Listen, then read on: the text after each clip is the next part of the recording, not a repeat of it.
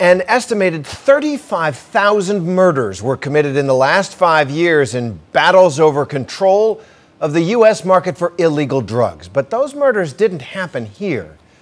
They happened in Mexico. Meanwhile, the product keeps flowing north and the cash flows south. Well, tonight we get an exclusive look at the drug war as few as have ever seen it on the border and at a top-secret U.S. government facility. Here's ABC's senior justice correspondent, Pierre Thomas. On a recent afternoon, Nightline cameras were rolling as Customs and Border Protection agents targeted this 18-wheeler.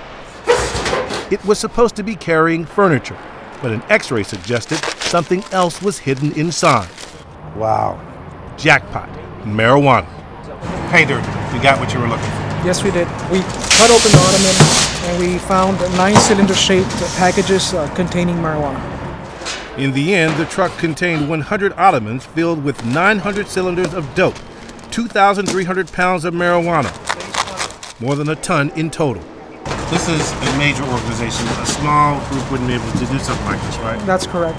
Marijuana is the #1 cash crop for the cartels in Mexico. We're talking about a turf battle that is expensive, and they need to have a way to finance it.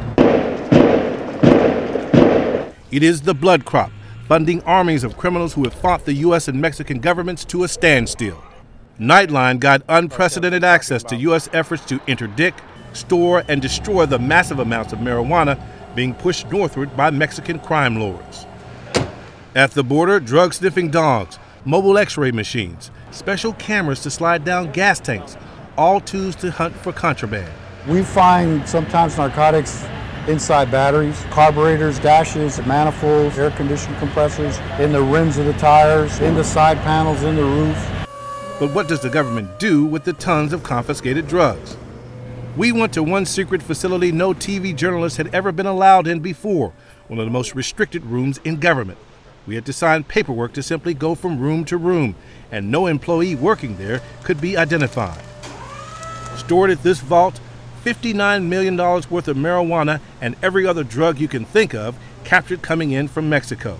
This is about 31 pounds of black tar heroin. Estimated street value, about $1 million. The drugs go north. The cash and guns flow south to Mexico in bulk. The drug lords use every tactic: submarines, tunnels, ultralight planes. The cartels are even still using men on foot to transport drugs, so-called mules. We joined up with a DEA caravan transporting confiscated drugs, armed guards at the wheel. So these kinds of loads, you're coming in constantly. What's the story behind this one? The story behind this particular load, it's 320 pounds that was referred to us by Border Patrol. They encountered 6 individuals that had just crossed over the river with duffel bags. So exactly how does one destroy all this dope? At some point, the government has to get rid of it. The DEA took us to another super secret location where the agency was in the process of destroying 50,000 pounds, 25 tons of marijuana. You know, I noticed, I've been here a while, there's a certain smell associated with the marijuana too. Oh, absolutely, it's unmistakable. Marijuana smells a certain way, but not to worry, you're not going to get any highs here. We are not allowed to tell you where it is. And like the other vault, we can't identify employees who work here. This place is basically a fortress, it seems to me.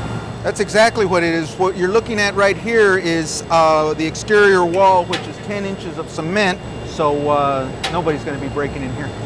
Surveillance cameras are everywhere. If there is so much dope to be destroyed, it has to be moved by forklift. A team of heavily armed DEA agents stands by. There's a bottom line, if the bad guys knew where this place is, they might be bold enough to come try to get it, right? Well, if they tried something like that, I can assure you they'd meet with some resistance.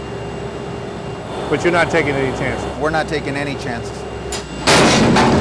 The marijuana is dumped into a large shredder before being fed into 2 huge incinerators and burned at more than 1,800 degrees.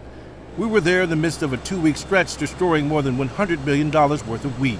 A couple of the guys have taken to giving the incinerator nicknames. This is Dorothy right here, and then we have Bomb 1. The marijuana is burned to inert ash and is placed in barrels. As for what's released in the air, it literally comes out as steam. That's all it is. What you're seeing up there is safe for the environment. All it is steam. Marijuana going up in smoke. Tons destroyed, but much more making its way into the U.S. for a different kind of burn.